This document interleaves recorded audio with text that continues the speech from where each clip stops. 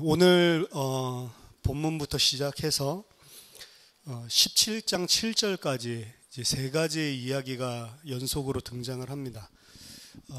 이 세 가지 이야기는 사실은 하나예요. 그래서 제가 출애굽기 이야기할 때 말씀드리지만 사실은 한목에 살펴보는 게 좋은 겁니다. 그래서 오늘 15장 22절부터 17장 7절까지 전체를 보는 게 좋습니다. 근데 시간 관계도 있고 또 나눠야 될 내용들이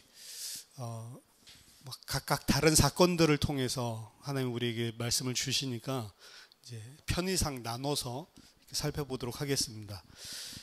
이 세 가지 이야기들은 전부 다 이스라엘 백성이 이 원망하는 하나님과 그리고 모세를 원망하는 그 내용들을 다루고 있고, 그 원망의 원인은 광야에서 그들이 생존에 필요한 부분들이 부족했기 때문입니다.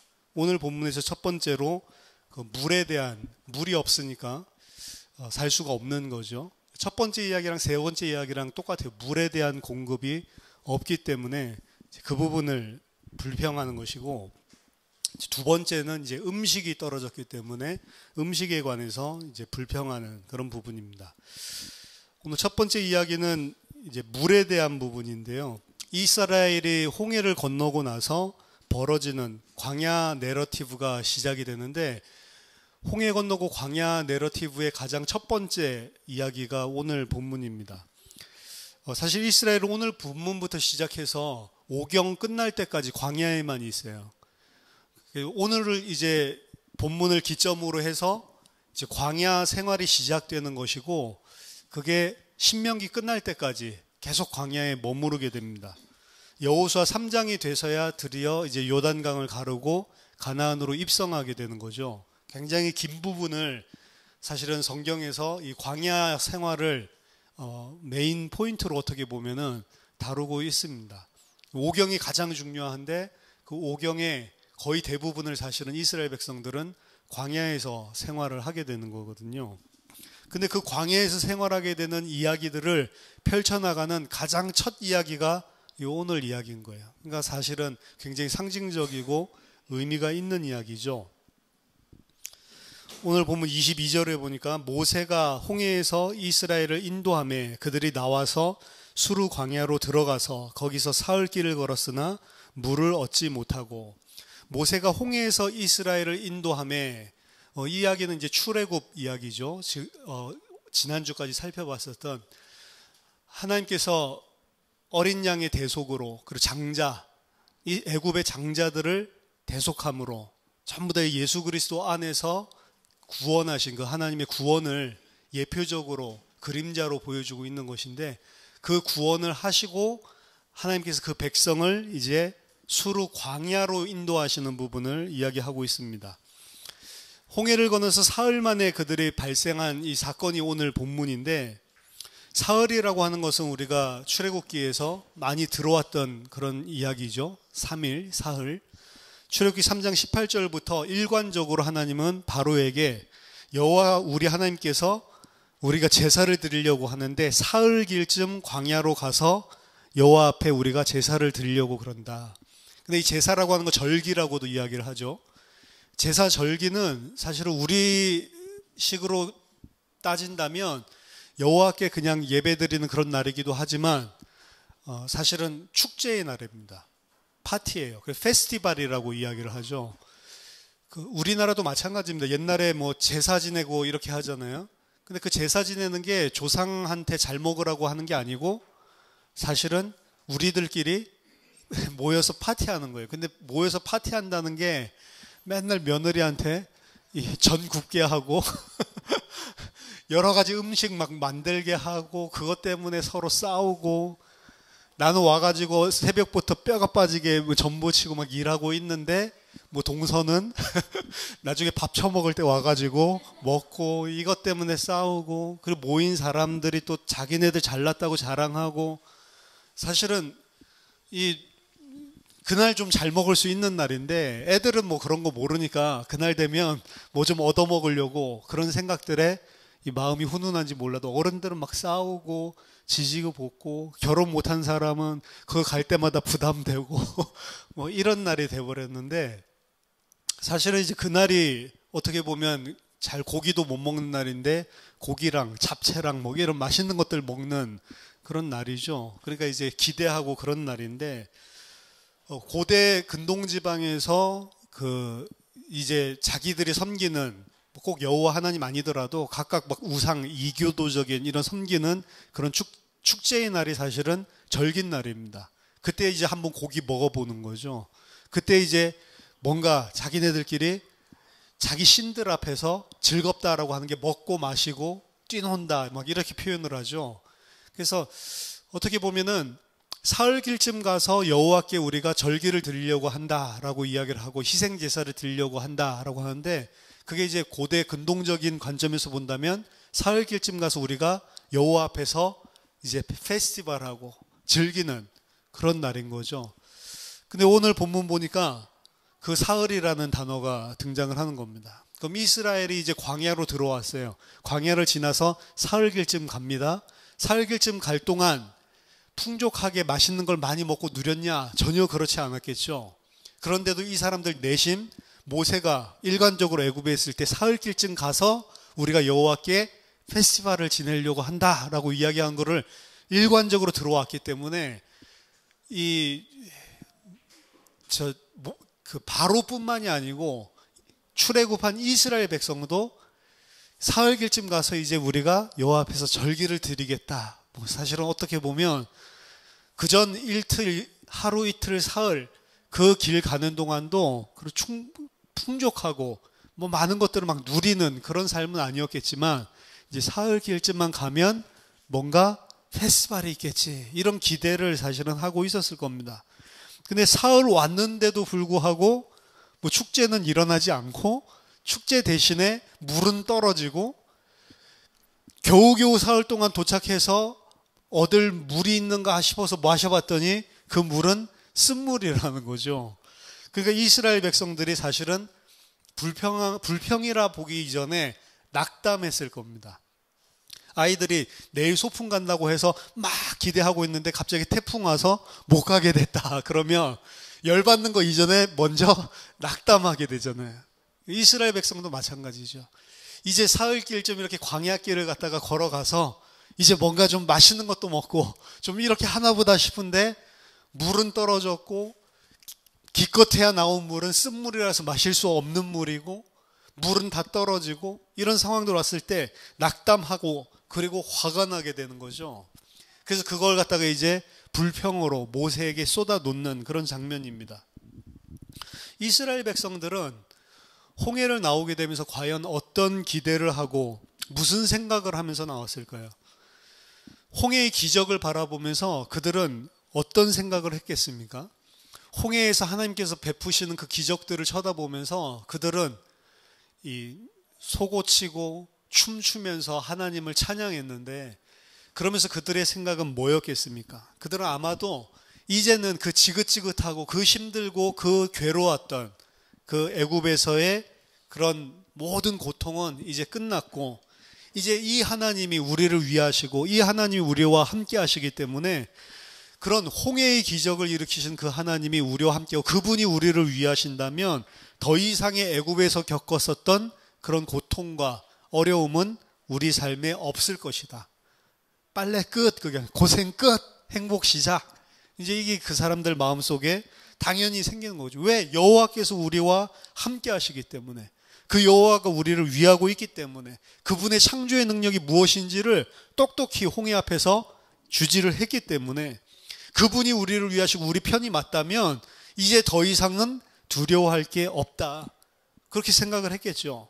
그래서 어떻게 보면 사흘길 가는 동안 조금 부족했어도 이 사람들은 괜찮았습니다. 왜? 이제 그분께 우리가 예배드리고 희생제사를 드리고 절기를 드리면 극적으로 홍해에서 구원하셨던 그분이 다시 우리 앞에 영광으로 나타나셔서 이제 함께 할 것이다. 이런 소망을 가지게 되는 거죠. 근데 사흘이 지나서 축제는커녕 마실 물 다 떨어지고, 그리고 이제 마실 물이라고 나타난 물 자체도 써서 먹지도 못하는 물이고, 광야로 우리를 갖다가 구름기둥, 불기둥으로 인도해서 데리고 간 곳이 마라의 샘이란 거죠. 좀 맛있는 그 단물이 있는 곳으로 처음부터 인도했으면 좋겠는데 쓴물로 하나님이 모세를 통해서 인도해 가시는 거죠. 그러면서 죽음의 위기에 이르게 된 겁니다. 15장 23절 마라에 이르렀더니 처음부터 그 지역 이름이 마라가 아니었던 것 같아요. 그곳 물이 써서 마시지 못하겠으므로 그 이름을 마라라 하였더라. 겨우 물을 찾아냈는데 그곳 물은 써서 마시지 못하는 물이라고 합니다. 그래서 그 이름을 마라라고 지을 정도로. 마라라고 하는 단어는 출애굽기 1장부터 등장하는 단어예요. 출애굽기 1장 14절에 어려운 노동으로 그들의 생활을 괴롭게 하니, 이 괴롭게 한다라고 하는 게 이 마라입니다. 어려운 노동으로 바로가 그들의 삶을 쓰게 만드니, 고통스럽게 만드니 라고 하는 게 마라라는 뜻이에요. 그러니까 이 본문은 마라라고 하는 거는 애굽을 출발하고 홍해를 떠나면서 이들이 가졌던 생각이 뭐예요? 애굽에 있었던 고통 끝, 행복 시작, 이게 생각이었는데 광야에 와서 여호와께서 함께 하시는데 출애굽기 1장 14절에서 이야기했던 그 쓴 고통이 여전히 이 광야에서 하나님이 함께 하는데도 불구하고 있다는 걸 상기시켜 주는 거예요. 이들은 애굽이 끝났고 이제 우리는 애굽으로 돌아가지 않고 너희들은 다시 오늘 쳐다본 애굽을 다시는 보지 못할 것이다 라고 이야기를 했고, 그때 무슨 메시지로 이들은 들었겠어요? 아, 그럼 이제 애굽에서 있었던 마라는 이제 우리에게 끝났구나 라고 생각했는데 정작 사흘길을 인도에서 하나님께서 광야에서 보여주신 첫 번째 일은 뭐냐면 그 마라가 안 끝난 거예요. 그 마라가 여전히 있는 거죠. 그러니까 그들이 생각하고 상상했었던 그런 광야, 그들이 상상했었던 하나님이 함께하심, 그 함께하심이 아니었던 것입니다. 오늘 이렇게 됐을 때 15장 25절에 모세가 여호와께 부르짖더니 라는 장면이 나오죠. 그것 또한 그 고통 가운데 있었을 때 애굽에서 그들이 여호와께 부르짖었던 모습을 상기시키고 있는 거예요. 출애굽기 2장 23절에 이스라엘 자손은 고된 노동으로 말미암아 탄식하며 부르짖으니. 그래서 여호와께 부르짖는 이 모세의 모습 또한 애굽에 있었을 때의 모습, 그러니까 출애굽기 1장 2장에 있었던 그들의 모습을 그대로 상기시키고 재현시키고 있는 것입니다. 고된 노동으로 말미암아 핍박받았을 때 이스라엘이 했었던 반응을 그대로 보여주는 거죠. 즉 그들이 애굽에 있었을 때의 고통이 끝나고 이제 행복 시작이라고 생각을 했는데 애굽에 있었을 때의 괴로움, 아픔, 쓰라림, 고통, 출애굽했는데도 불구하고 그들이 겪었던 상황이 그대로 존재하는 것들을 보여주는 게 오늘의 마라의 본문입니다. 원래 이스라엘이 생각했었던 고생 끝 행복 시작이라는 것이 아니라는 거죠. 이게 우리 구원받은 하나님의 백성도 똑같은 것입니다. 구원받은 하나님의 백성이 생각할 때 이제 우리가 하나님의 백성이 됐으면 얼마나 기쁩니까? 처음 구원을 받았을 때 얼마나 감사합니까? 근데 실제로 그들의 현실에 돌아가 보면 똑같은 거죠. 예배 드릴 때 믿음이 좀 생기고 하나님 내가 불신앙했습니다 이러면서 마음속에 이제 내가 믿음의 사람으로 승리하고 진짜 하나님이 나를 어떻게 위하시는지를 조금 이제 알 것 같고, 그러고 집에 돌아가면 그대로죠. 수련회 가서 2박 3일 동안 회개하고 눈물 흘리고 그러면서 성령 충만해가지고 이제는 내가 이 하나님의 힘으로 세상에서 승리하면서 살아야지, 내가 이제 불신앙하지 말아야지. 근데 일주일 지나서 이제 다시 교회 올 때의 모습을 보면 여전히 똑같은, 가정에 오자마자 문제 터지는, 그래서 뭐 사단이 급행열차를 타고 뭐 가정에서 기다릴 거다 말 들어봤자 소용이 없어. 똑같아. 그렇죠? 이게 사실은 이스라엘 백성이 기대했던 것이랑 우리가 수련회 나중에는 안 가잖아요. 안 가 수련회 이제 맨날 갔다 오면 똑같은 거. 약발 떨어지는 것도 뭐 한 달, 두 달, 나중에는 일주일도 안 돼. 그렇죠? 하루 만에. 이스라엘 백성이 생각했었던 광야 생활이 아닌 거죠. 이스라엘이 생각했었던 하나님의 백성으로 산다고 상상했었던 것들이 아니란 말입니다. 백성이 모세에게 원망하여 이르되 우리가 무엇을 마실까? 너희는 무엇을 마실까 무엇을 입을까 염려하지 말라라고 했는데 정작 그들의 삶은 우리는 무엇을 마실까를 걱정하지 않으면 안 되는 상황인 거예요. 사실 마태복음 6장에서 예수님은 무엇을 먹을까 무엇을 마실까 하나님이 다 챙겨준다라고 하지만 정작 우리의 삶을 보면 안 챙겨주는데 그렇죠? 챙겨주면서 걱정하지 말라 그러면 감사한데 안 챙겨주면서 걱정하지 말라라고 하니까 그렇죠? 진작에 뭐 엘림에 있는 물을 갖다가 줬으면 걱정합니까? 근데 안 주니까 주는 거는 말아 쓴물 같은 거 주니까 걱정하는 거잖아요, 사실은. 그렇죠? 미리 알아서 챙겨주면 누가 걱정하겠습니까? 근데 예수님이 그걸 명령하시고 하나님이 책망하시고 이런 내용들을 보면 미리 안 챙겨줘서 그럼 우리 입장에서는 당신이 미리 안 챙겨줬기 때문에 그런 거잖아. 뭐 하나님 원망할 수가 있는 상황이에요. 그렇죠? 부모님 옛날에 어렸을 때 막 원망할 때 많잖아요. 뭐 이거 뭐 저거. 제가 미국 가는 거 이제 군대 제대하고 나서 미국 가는데 이제 비자 내려고 혼자 알아보다 보니까 이건 뭐 통장 잔고가 3,000원 있어야 되더라고요. 근데 뭐 우리 집에 저는 돈이 당연히 없고 학생이니까 그럼 우리 부모님 재정 증명을 해야 되는데 3,000이 어디 있어? 마이너스 통장인데. 그러니까 이게 내지도 못하고 막 이제 시간이 걸리는 거죠. 미국 간다고 이모한테 이야기해 놓고 그리고 아버지한테도 이야기해 놓고 그럼 알아서 준비해라. 준비하다 보니까 재정 증명 그런 게 필요한지 어떻게 알았겠어요? 뭐 대학생이 뭐 압니까 세상을? 처음 비자 내보는 건데. 그러니까 재정 증명 없으면 안 된대. 이렇게 낙담해가지고 막 이러고 있는데 아버지는 너 미국 간다더니 지금 몇 주가 지났는데 뭐 하고 있는 거야? 막 화는. 당신 때문에 그런 거잖아. 마이너스 통장 때문에. 이래가지고 마이너스 통장은 메워야겠다 해가지고 뭐 누구 집사님한테 엄마가 이렇게 해가지고 한 1,000만 원 정도 만들어 놔가지고 플러스 그것도 이제 금방 빼야 되는데 나중에 보니까 금방 그렇게 집어넣으면 안 된대. 또 몇 달 동안 있어야 되지 돈이. 이건 안 된다 속으로. 양심이 있어야지. 지금 재정증명 한다고 금방 이 땜빵으로 집어넣은 거 누가 봐도 보이겠는데 몇 개월치 계속 마이너스였다가 갑자기 왜 플러스가 되냐고. 어디서 이 돈이 나냐고. 그래서 그거 해놓고도 그걸 내야 되나 말아야 되나 내 머리로 생각했을 때는 안 되는 것인데 근데 저희 이모부가 전화가 왔어요. 미국에서.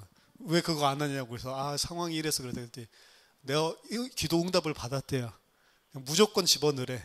응답 받았으니까 하나님이 해주신다고 했으니까. 그래서 와 어떻게 하나님이 뭐라고 우리 이모부한테 나타나서 이야기를 해줬지? 굳이 그런 응답을 하려면 나한테 나타나서 좀 이야기를 해주시지. 왜 굳이 이모부한테 나타나서 그 응답 받았다는 게 뭐지? 제가 응답이라는 걸 받아본 적이 없으니까. 진짜로 그때까지 하나님이 응답한다 이런 개념이 없어서 인생에서 응답 받아본 적이 없었다니까요. 기도해도 응답 된 적이 없어. 하나님 우리 부모님이 경제 때문에 이렇게 하는데 하나님 응답해 주세요. 계속 싸우는데 뭐 경제 해결이 됩니까? 병 나가지고 기도하면 낫는다고 하는데 기도해도 안 낫던데. 기도해서 낫는 거는 약 잘 먹고 병원 치료 잘 받고 일주일 지나니까 낫던데. 그러니까 응답이 뭐야? 이게 뭐 간증 집회 이런 거 가면 이해가 안 되더라고요. 막 그 사람들 이야기 들어보면 막 기적같이 막 암 같은 것도 낳고 뭐 기도했더니 하나님 문을 열어줘가지고 뭐 회사에서 뭐 어떻게 되고 야 저런 게 어떻게 일어나지?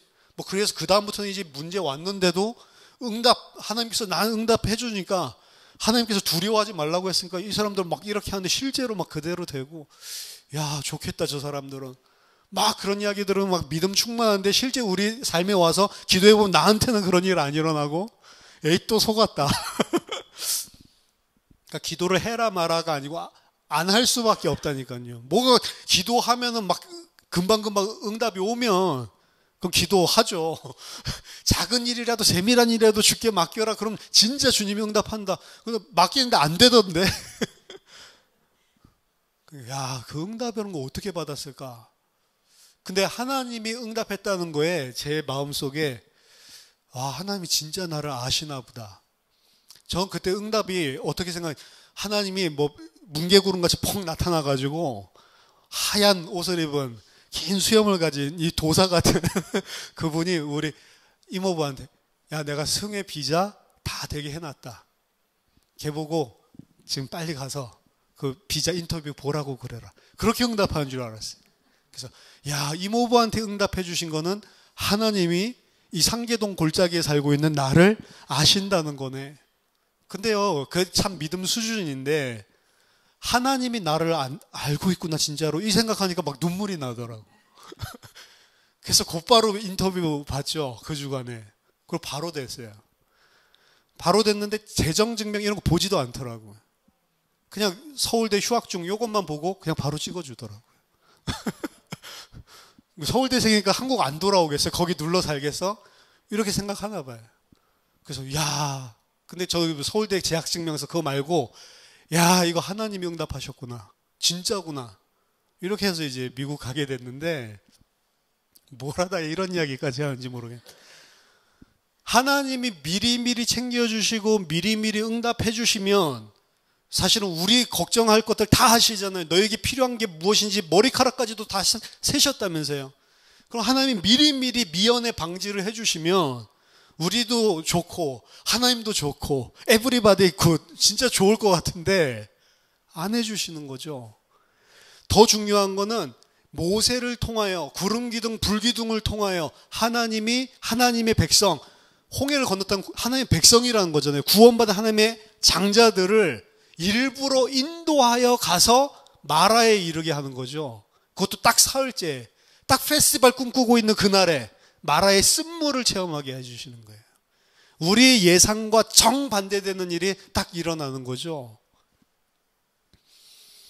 여호와께서 창조의 능력으로 함께한다면 그들의 삶에 더 이상 마라가 없을 것이라고 생각했는데 사흘 길질만 조금만 참고 가면 이제 우리가 페스티벌 통해서 먹을 것도 마실 것도 마음껏 좀 먹어볼 수 있겠지. 그때부터 이제 하나님이 영광을 드러내겠지. 한 사흘쯤 참았다니까요. 어려웠겠죠. 그래서 사흘 동안 가는 길은 광야 길이 그리 힘들지도 않고 왜? 사흘만 가면 되니까. 그렇죠? 일주일만 있으면 전역하니까 군인들. 그렇죠? 마실 물도 점점 떨어져 가도 걱정할 거 없어요. 이제 사흘 지나면 누가 나타나요? 여호와 하나님이 나타나서. 그리고 우리 고기도 기다리고 있고 실컷 기대하고 있는데 사흘만 지나면 된다. 지금 어려워도 괜찮다. 이제 사흘만 지나면. 근데 사흘 지났는데 뭐 페스티벌은커녕 절기도 없고 마라의 쓴물만 있고 물은 다 떨어졌고 이들이 가지고 있는 여호와가 우리와 함께 하시면 우리가 구원받은 하나님의 백성이고 하나님이 우리를 위하신다면 일어나야 될 일들이 전혀 일어나지 않는 거죠. 근데 그들이 생각하는 여호와께서 우리와 함께 하시면 이런 일이 일어날 거야 라고 생각했던 그 생각이 있죠. 그 사상. 그게 바로 애굽 사상이고 우상 숭배 사상입니다. 하나님이 나와 함께 하시면 내가 부족한 이 부분을 도와주시겠지. 그걸 우상이라고 하는 거예요. 그걸 하나님을 내가 필요한 곳에 이용해 먹는 그런 우상 숭배라고 하는 것입니다. 언제 하나님에 대해서 원망을 하냐? 내가 생각하는 대로 하나님이 안 해주실 때. 근데 출애굽은 말씀드렸잖아요. 바로에게 종로로 타던 자들이 이제 여호와의 종이 되는 거라고요. 바로에게 종로로 타던 자들이 바로에게 기가 눌려서 자기 마음대로 자기 생각대로 자기가 원하는 삶을 펼치지 못하고 있었는데 이제 해방돼서 내가 원하는 삶을 펼쳐가는데 그 여호와께서 도와주실 것이다. 그게 아니고 바로의 종되었던 자들이 여호와의 종이 되는 거라니까요. 근데 이 생각은 어때요? 이제 바로에게서 해방됐으니 여호와의 도움으로 이제 내가 생각하는 꿈을 펼쳐나갈 수 있는 시간표가 됐구나. 그걸 구원으로 착각하는 거죠. 그들이 가지고 있었던 이 우상, 그들이 가지고 있었던 애굽에서부터 가지고 있었던 신관, 이걸 사실은 깨뜨려야 되는 거예요. 그래서 하나님의 종으로, 하나님의 백성으로 만드셔야 되는 겁니다. 그래서 하나님은 미리 다 챙겨줄 수 있는 능력이 있어요. 근데 그들을 치유하고 그들을 드러내시기 위해서 마라라고 하는 것을 준비해 놓고 일부러 거기로 이끌고 가시는 것입니다. 모세가 여호와께 부르짖었더니 여호와께서 그에게 한 나무를 가리키시니 그가 물에 던지시니 물이 달게 되었더라. 거기서 여호와께서 그들을 위하여 법도와 율례를 정하시고 그들을 시험하실세. 이 이야기 많이 하죠. 그 나무가 상징하는 것은 예수 그리스도의 십자가다. 이런 설교는 많이 들어보셨을 겁니다. 근데 본문의 위치는 사실은 그리스도의 대속을 통해서 구원은 이미 홍해를 건너오는 유월절과 그리고 장자들을 죽이는 사건을 통해서 나온 것이고, 지금 사건은 그 구원받은 교회, 하나님의 백성을 이끌고 가는 광야 페이스에서 사실은 오늘 본문이 등장하는 거거든요. 이 25절에서 그래서 이야기하고 있는 나무는 십자가를 상징한다고 보는 다른 거라고 보는 게 저는 더 합당하다라고 생각을 합니다. 애굽에서 부르짖던 이스라엘 백성을 상기시키는 모세의 부르짖음부터 등장을 하죠. 다시 한번 하나님은 애굽에서의 재앙과 출애굽 사건을 통해 하나님께서 어떤 하나님이셨는지 그 기적을 통해서 보여주셨던 그 하나님 상기시키는 방법으로 응답을 하시는 겁니다. 즉 또다시 그 쓴물을 만났을 때 물에 대한 하나님의 기적을 일으키시는 거예요. 하나님은 다시 한번 물 기적을 통해서 홍해 사건을 상기시키고 있습니다. 이 물 기적이라고 하는 것은 출애굽 과정에서 첫 번째 재앙 나일강의 기적일 때 물 기적이 일어나고요. 그리고 마지막 홍해 사건에서 또 물 기적이 일어나는 거거든요. 그래서 그 물에 대한 하나님의 기적이 마라에서 다시 일어나는 것은 출애굽 전체 재앙 처음 기적부터 마지막 기적까지를 전부 다 아울러서 이야기를 하고 있는 거예요.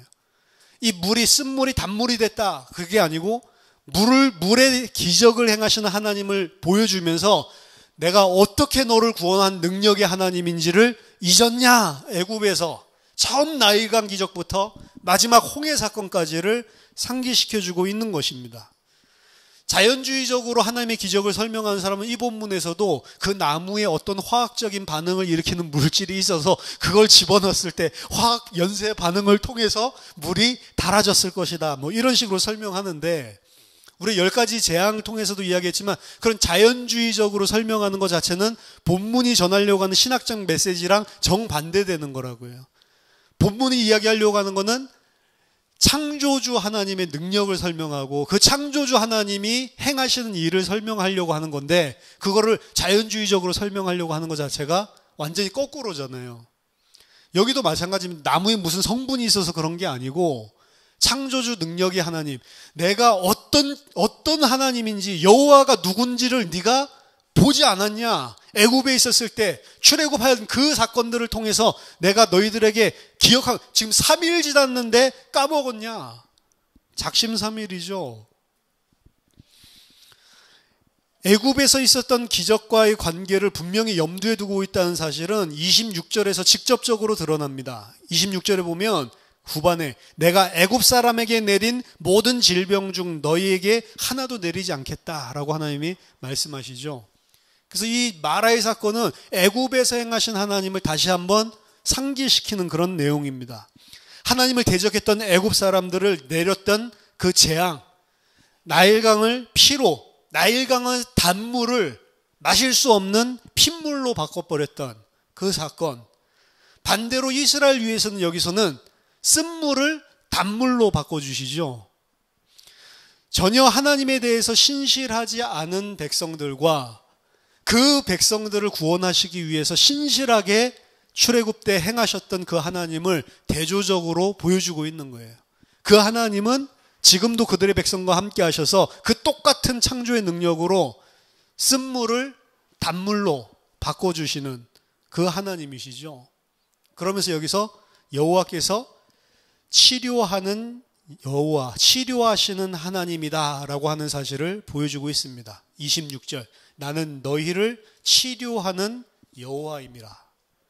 애굽에게 내리는 재앙을 하나도 내리지 아니하리니 나는 너희를 치료하는 여호와다. 마라에 왜 끌고 왔어요? 너희를 치료하기 위해서 끌고 왔어요. 우린 병이 없는데요. 심각한 영적인 병에 걸려 있어요.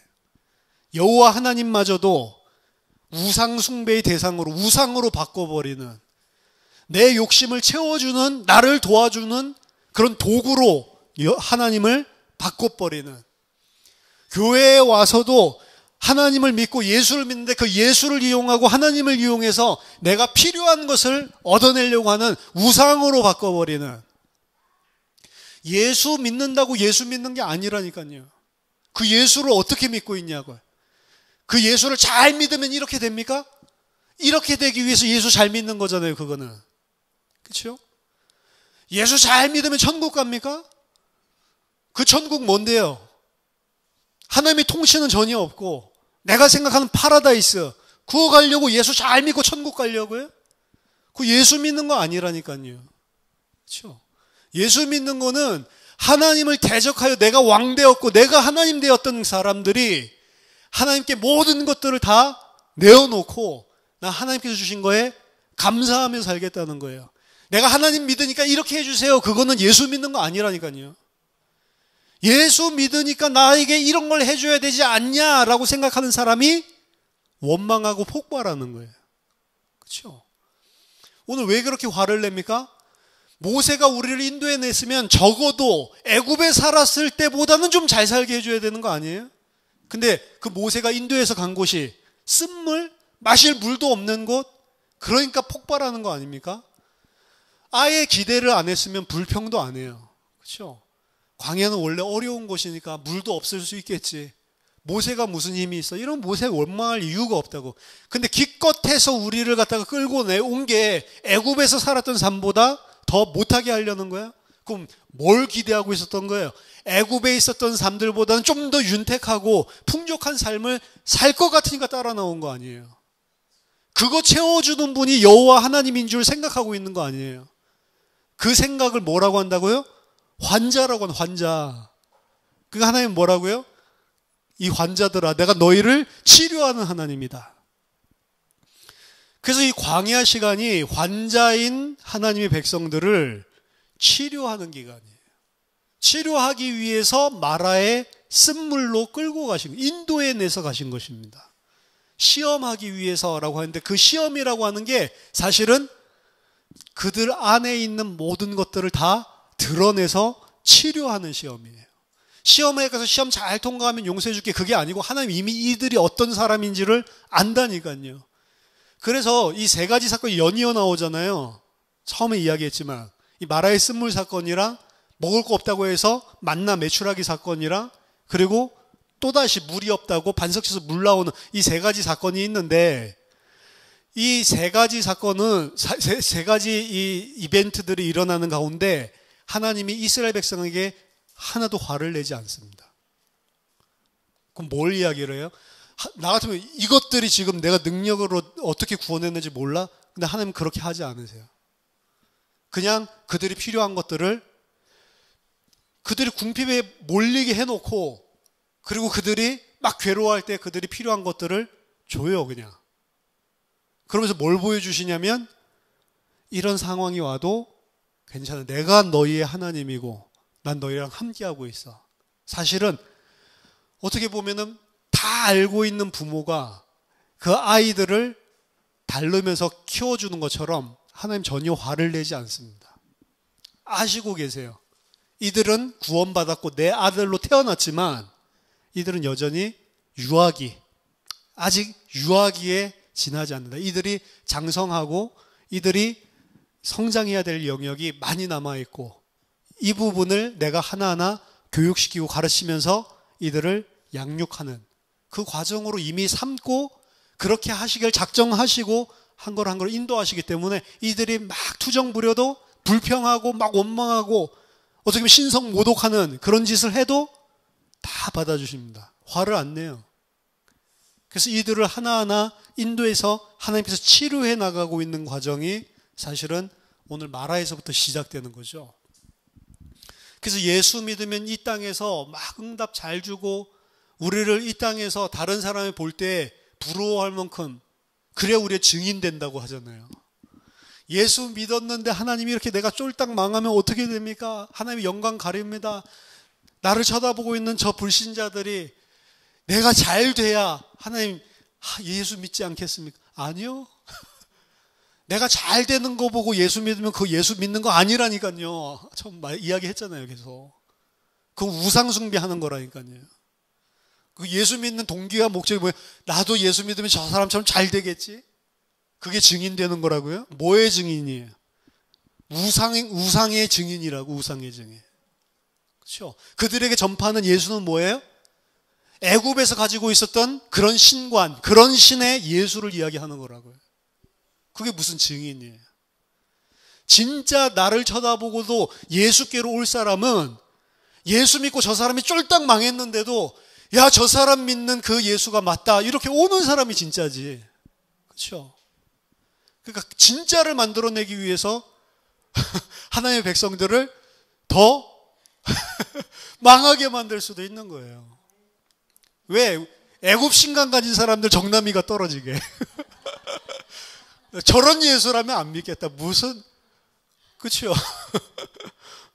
아니, 하나님이 그렇게 악하냐? 그 악한 하나님 아닌데, 우리를 그렇게 인도하신다니까요. 왜? 하나님의 관심 어디 있어요? 내 백성을 치료하는 데 관심이 있어요. 내 아들 살리는 데 관심이 있다니까.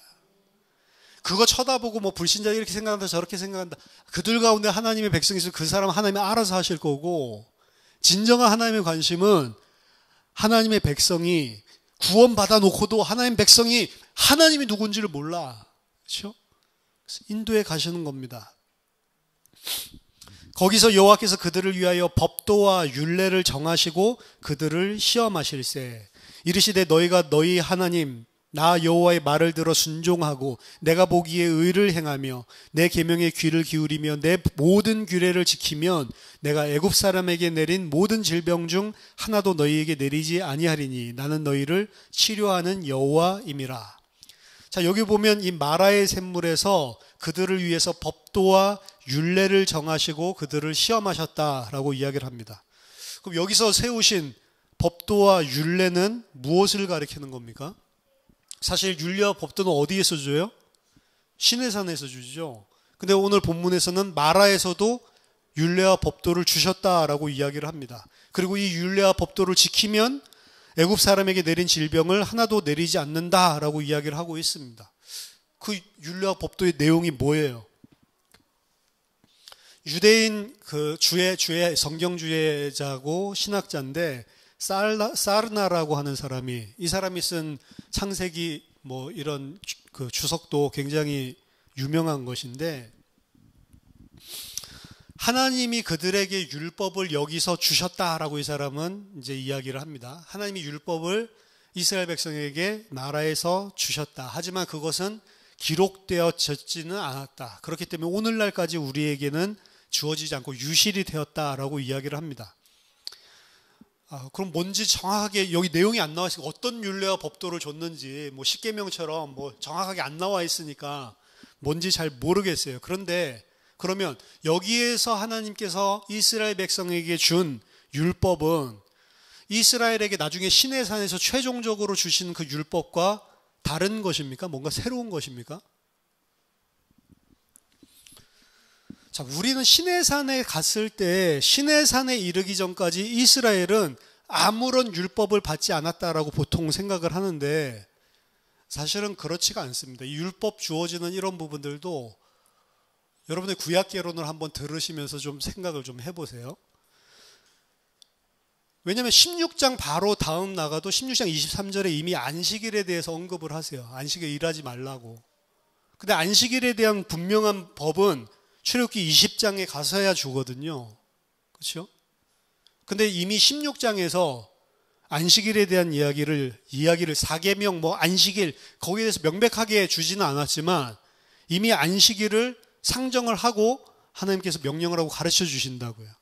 그럼 이미 10계명에서 4계명 주기 이전에 이미 하나님께서 시내산에서 주시기 전에 이들에게 가르쳐 주신 것이죠.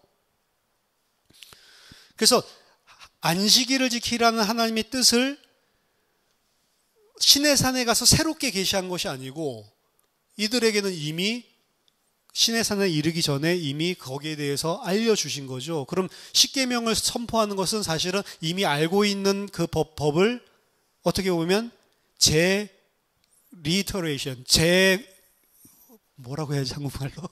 다시 한번 언급을 한 것에 불과한 거죠. 그렇죠?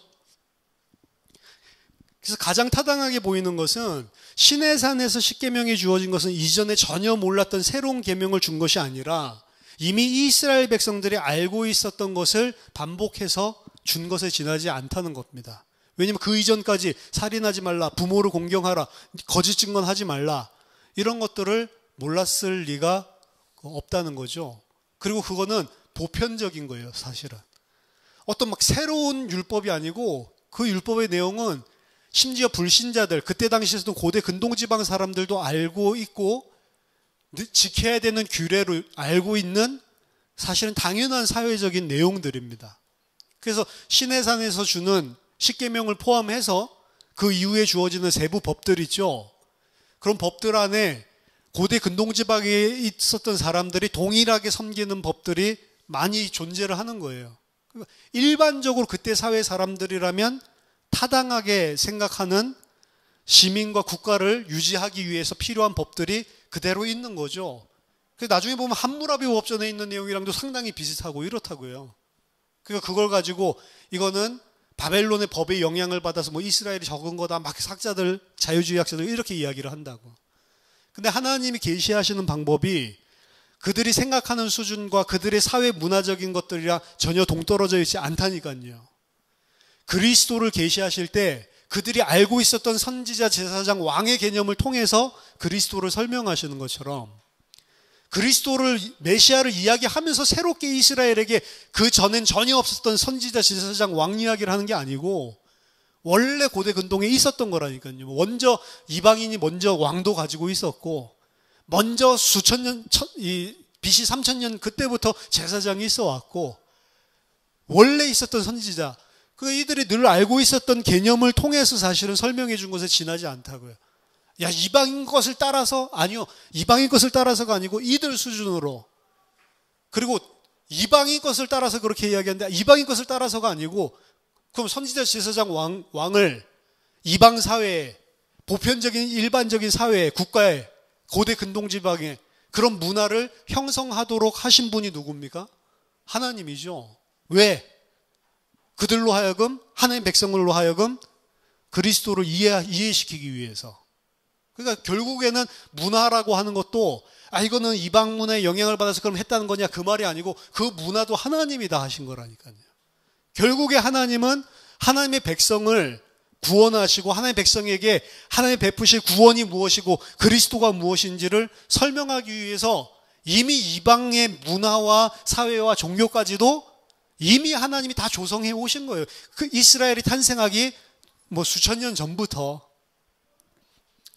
하나님의 백성들에게 대한 그래서 율례와 법도는 시내산에서 주어졌지만 이미 그들 안에서도 하나님의 백성으로서는 이렇게 살아야 된다라고 하는 것들이 율법이 있단 말이에요. 예를 들어서 교회에 처음 오죠. 율법적인 사고가 하나도 없을까요? 이미 그들이 가지고 있는 종교관과 이미 그들이 가지고 있는 밖에서 생각했었던 그래도 이제 예수를 믿는다고 하면 이렇게 다 율법과 종교를 가지고 온다니까요. 안 가르쳐줬는데도 율법주의에 찌달려서 온다니까요. 종교에 찌달려서 온다니까요. 왜? 다 그렇게 뭔가 종교를 가지면 그렇게 해야 된다고 일반적인 생각을 가지고 오잖아요. 그래서 이 교회에 왔던 율법적으로 하는 게 아니라 율법적인 교회에 가더라도 율법적인 내용을 들으면 그렇지 당연히 저렇게 살아야지 이렇게 생각을 해요. 근데 오히려 그거 가지고 의를 얻는 게 아니다 이러면 이해가 안 되는 거지. 거꾸로. 그렇죠. 율법 종교 이야기하면 기가 막히게 잘 이해를 한다니까요. 왜? 그게 인간이랑 딱 맞거든. 그래 내가 이렇게 선행을 살아야 이렇게 의로운 삶을 살아야 그래야 하나님이 복 주는 거지. 딱 그런 사상이 율법 종교인데 그거랑 너무 잘 맞는 게 인간이에요 사실은. 그래서 율법이 주어진 거는 사실은 시내산에서 한목에 주어진 것이 아니고 이미 그들이 가지고 있었고 또 하나님이 16장에서와 같이 이미 시내산에 이르기 전에 알려주신 것들이 있기 때문에 마라에서 이 이야기를 한다고 해서 그닥 이상한 것은 아닙니다 사실은. 이게 마라에서 특별한 법을 줬나 보다 그것도 아니에요. 그래서 이미 하나님께서 이렇게 그들에게 계명을 시내산에 이르기 전에 주셨다. 여러분 그 마태복음 5장에서 산상수훈을 하시는데 마태복음 5장에서 예수님께서 산에 올라가 앉으시니 제자들이 나오고 그들에게 이제 말씀을 5장에서 7장까지 뭐 팔복부터 시작해서 쭉 주시는데 예수님이 산상수훈 주시는 그 내용들이 정말로 예수님이 제자들을 부르시고 마태복음 5장이면 사역 초기신데 먼저 제자들을 데리고 산에 올라가서 거기서 신학 클래스 하듯이 이 내용들을 쫙 다 가르쳐 주시고 그 다음에 데리고 내려왔냐? 아니라 그게 아니라고 봅니다. 산상수훈에서 예수님의 가르침들을 쭉 모아가지고 이야기하는 거는 그 자리에 한목에 모아가지고 예수님 커리큘럼 가지고 이제 제자들을 실제 현장 나가기 전에 먼저 가르치고 나가려고 그렇게 한 게 아니고 마태가 예수님께서 3년 사역하시면서 예수님께서 가르쳐 주셨던 그 내용들을 전부 다 모아가지고 그래서 산에 올라가서 예수님이 가르치는 것으로 이야기를 한 거예요. 왜 그렇게 묘사를 했냐?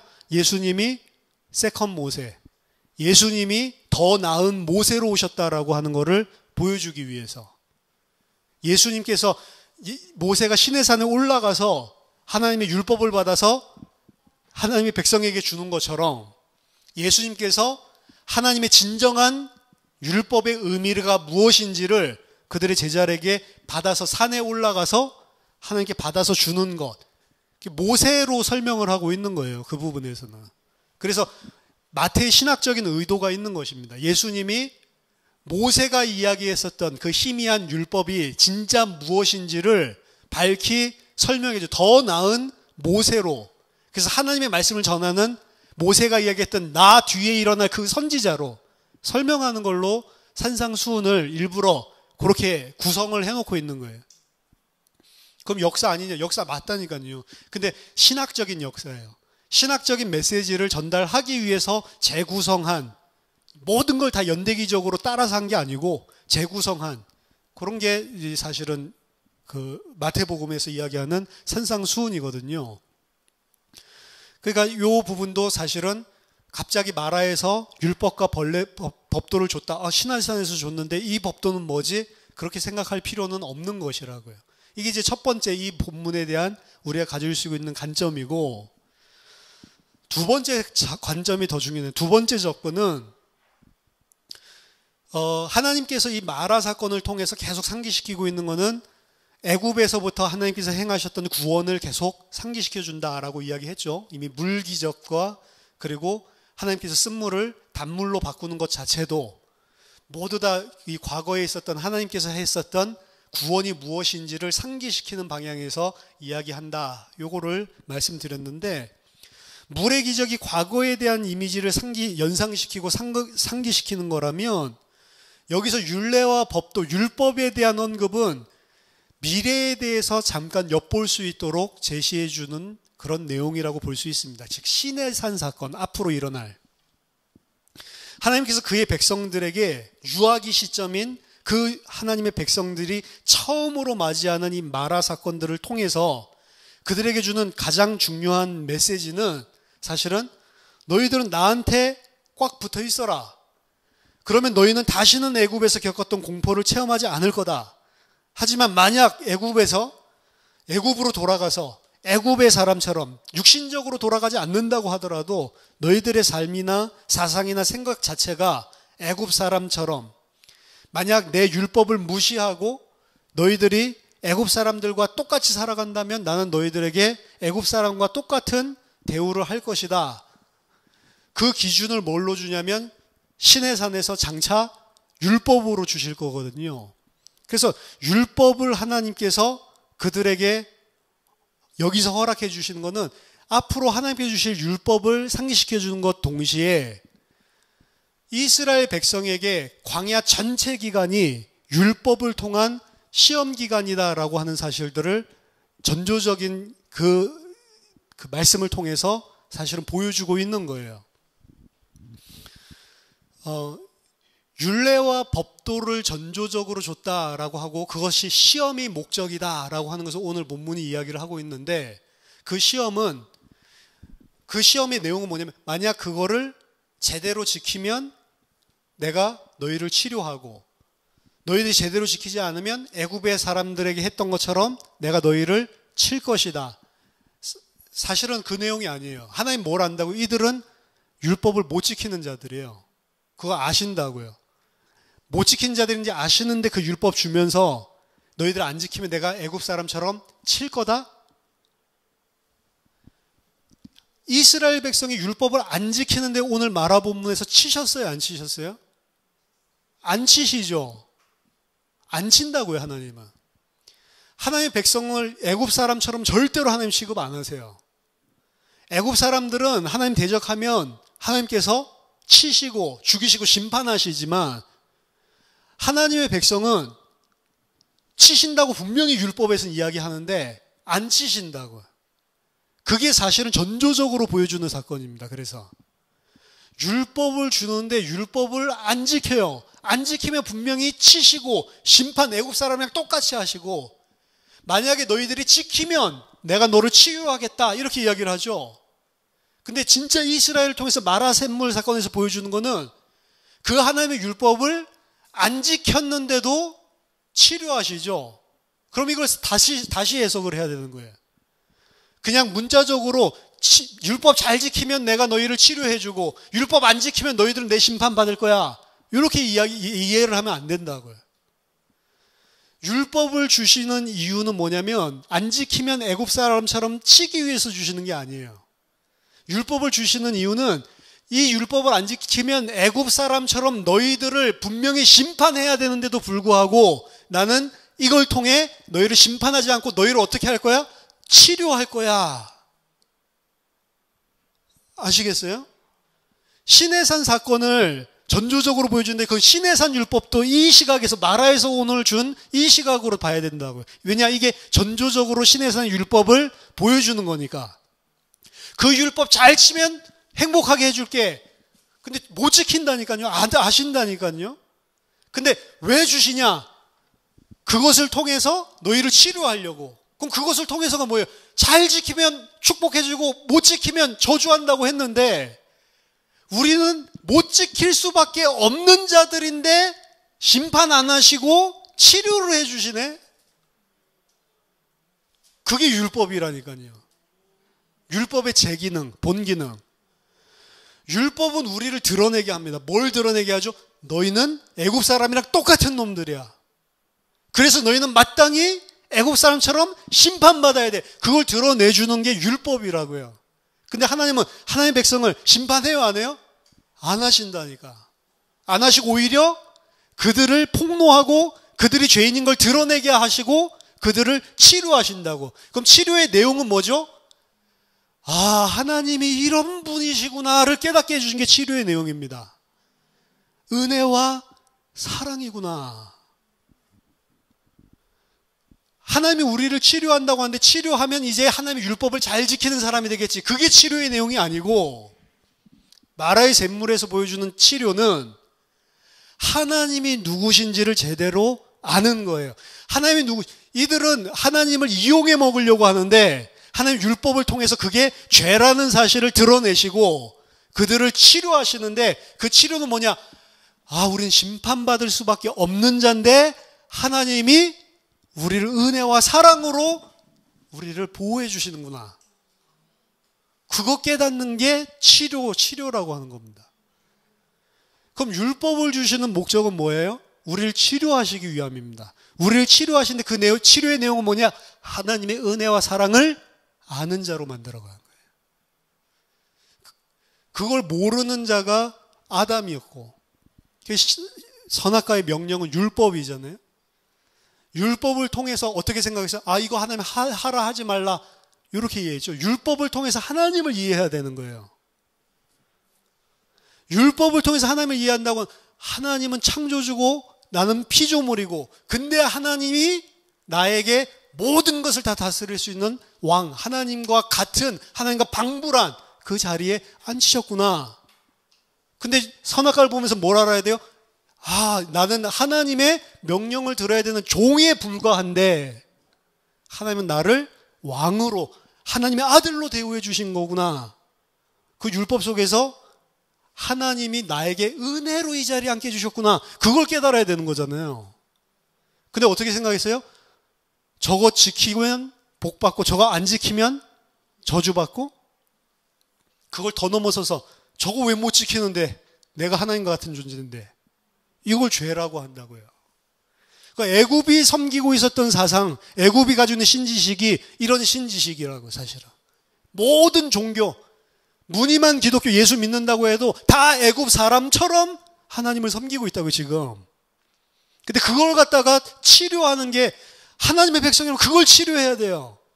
그걸 치료해서 이제 율법을 잘 지키는 사람을 만들어야지. 아니요, 바리새인 그런 사람 만들려고 하는 게 아니고, 그 사람은 은혜를 몰라요. 바리새인들은. 왜? 자기 자신의 의를 통해서 하나님 앞에 당연히 받을 것을 상급으로 받는다라고 생각하는 거니까. 그 율법을 잘 지키는 사람, 잘 지켜질 수 있습니다. 하나님을 이해하고 하나님의 사랑과 은혜를 알면 하나님의 뜻대로 조금씩 사라지게 되는 것은 맞아요. 근데 그렇다고 해서 완전하게 살 수 있냐? 살 수 없어요. 왜? 율법은 그거 계속 드러내는 거니까. 근데 율법을 통해서 하나님의 은혜가 흘러나오는 사람으로 만드는 것, 그게 장성한 자의 삶의 모습 맞고, 저도 그런 설교를 많이 하지만 그것 자체가 목적은 아니라고요. 진짜 하나님이 만들어놓은 장성한 자의 본질은 은혜 받았구나. 우리가 하나님이 마땅히 죽어야 되는 나를 그리스도 자기 아들을 죽이심으로 살려주셨구나. 그게 장성한 자라니까요. 그게 돼서 흘러나오는 게 장성한 자의 삶이고,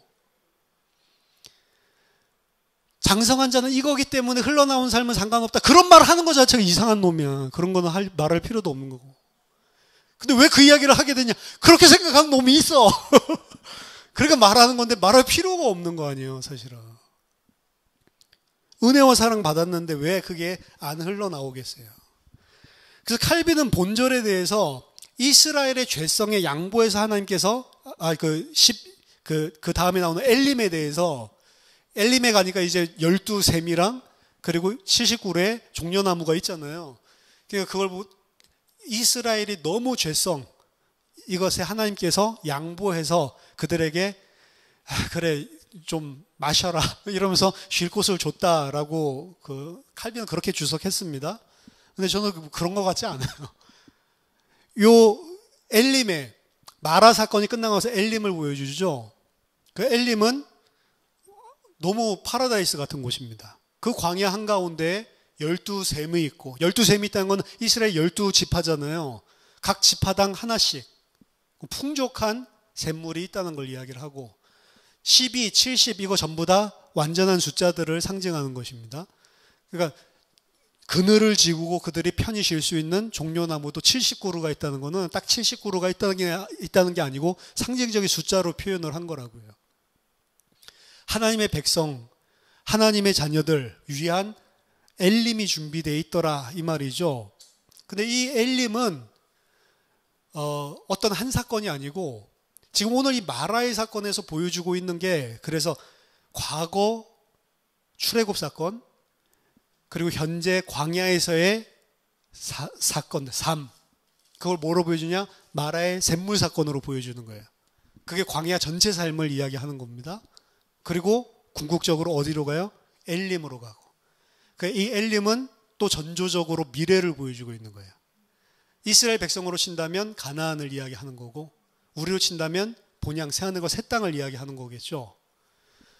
출애굽한 하나님의 백성이 반드시 마라의 샘물 요 사건들을 거쳐서 엘림으로 들어가는 것입니다. 그래서 오늘 제목이 마라를 통과해서 엘림으로.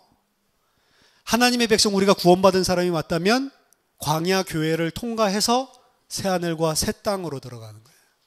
그래서 엘림에는 아무 문제가 없는 곳입니다. 그렇죠?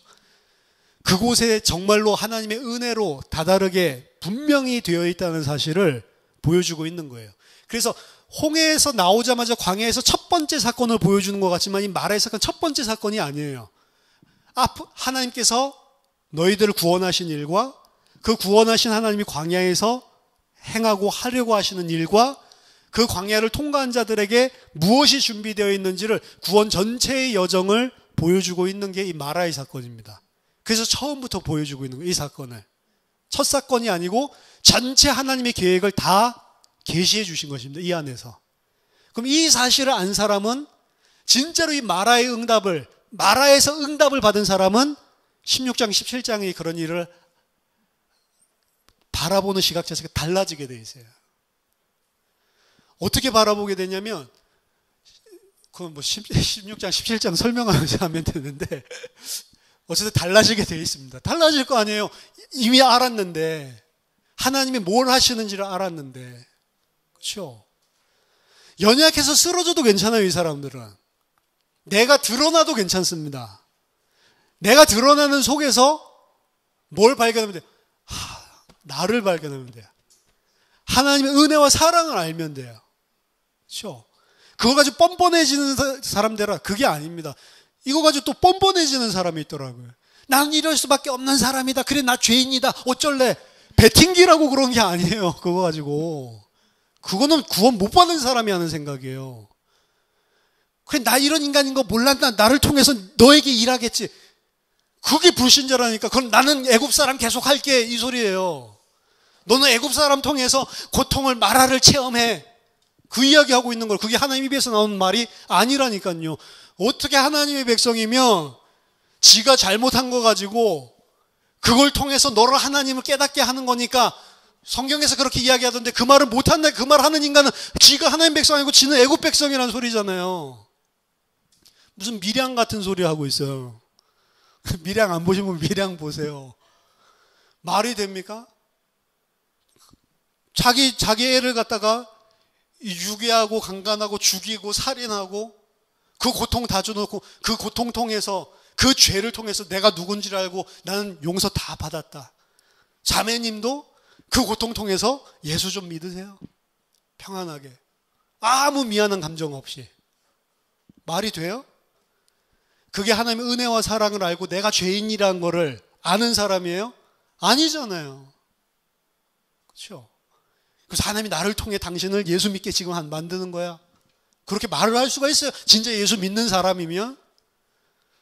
근데 복음 안다는 사람 중에 그런 사상을 가지고 있는 사람들이 많아요. 그래서 나는 나 생긴 대로 산다. 그러면서 난 하나님의 은혜 누린다. 아니라니까. 그 하나님의 은혜를 누리는 게 그게 아니라니까요. 진짜 자기 자신이 죄인인 거 알고 은혜 사랑받아서 그렇게 못하게 돼 있어요. 다 미안한 거지, 먼저. 인간 관계에 있어서도 그게 드러나게 돼 있습니다, 사실은. 인간 관계에 있어서 아까 전에 밀양식으로 드러나는 거는 자기가 애굽 사람이라는 걸 드러내 주는 거예요. 하나님의 말씀을 이용해 먹는 그 애굽 신관을 가지고 있다는 걸 드러내 주는 거예요. 그럼 복음 누리는 거 절대로 아닙니다. 그래서 뻔뻔해져라 이 이야기를 하는 게 아니에요. 뻔뻔해져라가 아니고 그 속에서 오라 나는 공고한 자인데 그래서 예수 그리스도를 찬양할 수밖에 없구나. 그래서 이런 방식으로 죄와 사망의 법에서 나를 해방시켜주는 방식으로 나를 살려주신 거구나. 그래서 하나님의 아들이 죽으셔야 됐던 거구나. 그 사람은 그 깨달음의 삶을 산다고. 근데 어떻게 밀양식의 반응이 나올 수가 있냐고요. 불가능한 것이죠. 그래서 오늘 마라의 사건은 구원의 도식을 설명하고 있습니다. 홍해 사건, 출애굽의 10가지 재앙과 고통과 홍해 사건, 홍해를 건넌 하나님의 백성, 그건 이제 하나님 백성의 시작입니다. 그래서 6월절 그날을 첫 달이 되게 하라. 시작이고 그 태어난 아기를 이제 하나님께서 3가지 사건 동안 하나님 화를 내지 않는다고 하셨죠. 하나님께서 그들을 다 아시기 때문에 어린아이 양육하듯이 사건들을 통해서 미리 채워줄 수 있는데 미리 채워주는 그런 애굽 신관을 치유하고 하나님의 백성이 되게 하기 위해서 마라도 음식이 없음도 물이 없음도 다 그 이유와 목적으로 허락하시면서 그들을 하나하나 치료해 가서 치료를 통해서 어떤 사람으로 만들어요? 하나님 앞에 나는 죄인이고 아무것도 아닌 존재인데 하나님의 은혜와 사랑으로 나를 살리셨구나. 왜 나 같은 자를 살리셨지?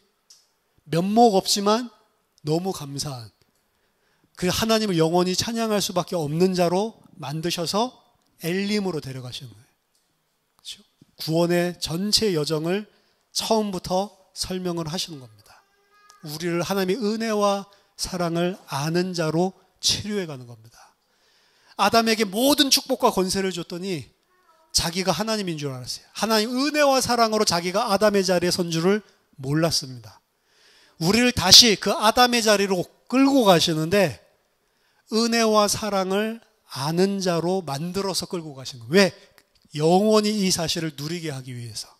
그래서 아담보다 더 좋은 위치에서 하나님께서 더 좋은 자리로 에덴으로 돌아가는 것이 아니라 에덴보다 더 나은 새 하늘과 새 땅을 영원히 잃어버리지 않는 유업으로 주시기 위해서 우리를 치료해 가고 계시는 겁니다. 우리들의 삶은 마라의 잿물과 같은 삶이에요. 우리가 애굽에서 생각했던 고통, 고난 이거 자체는 안 없어집니다. 아니 오히려 하나님이 그런 일대로 우리 인생 여정 중에 계속 허락해 주세요. 쓴물이 단물이 됐다. 그게 응답이 아닙니다. 쓴물이 단물이 되는 그 마라의 사건을 통해서 야 이제 단물 먹었네. 그 응답 받은 사람은 그 응답을 못 받은 거예요. 거기에서 치료가 되는 거예요. 내가 누구고 하나님이 누구신지를 정말로 알고 은혜와 사랑을 알고 치료를 받아야 마라의 샘물의 응답을 받는 것입니다. 근데 이게 어려워요. 어떻게 생각합니까? 애굽 신간을 가진 사람은 야 이제 단물 됐으니까 아마 안 굶어 죽게 됐구나. 엘림 갔을 때도 야 이제는 12샘이 있으니까 여긴 좀 살만하네. 그걸 응답으로 생각한다고요. 그렇죠? 그러니까 하나님이 그거 응답 아니다라는 사실을 알게 하기 위해서 엘림에 계속 있지 않고 또 끌고 나가시는 거예요. 어디요? 식량 떨어지는 곳으로. 또다시 물이 떨어지는 곳으로 끌고 가시는 겁니다. 거기서 화를 안 내세요. 양육하십니다. 하나님의 백성으로. 저와 여러분들이 진짜 마라의 응답을 받게 되는 은혜가 있기를 예수 그리스도 이름으로 축원합니다. 기도하겠습니다. 하나님 은혜를 감사드립니다. 구원 받고 나서도 그 구원이 무엇인지 몰라서 하나님을 믿는다면서도 예수를 믿는다면서도 오히려 우상 숭배를 하고 있는 이런 죄인인 저희들을 하나님이 아시고 이미 선택하신 그 아들들을 끝까지 놓치지 않으시고 신실하게 인도하셔서 하나님의 은혜와 사랑을 아는 그래서 영원한 기업을 새하늘과 새 땅에서 누릴 수 있는 아들들로 양육해 가시고 우리를 인도해 가시는 그 하나님의 사랑에 감사를 드립니다. 하나님 마라의 샘물과 같은 그런 광야길 가는 동안 저희들이 그 응답을 진짜 마라의 샘물을 통해 하나님께서 주시려는 그 응답을 정말로 받는 하나님의 백성이 될 수 있도록 이 시간 은혜를 허락해 주시옵소서. 예수 그리스도 이름으로 기도하옵나이다. 아멘.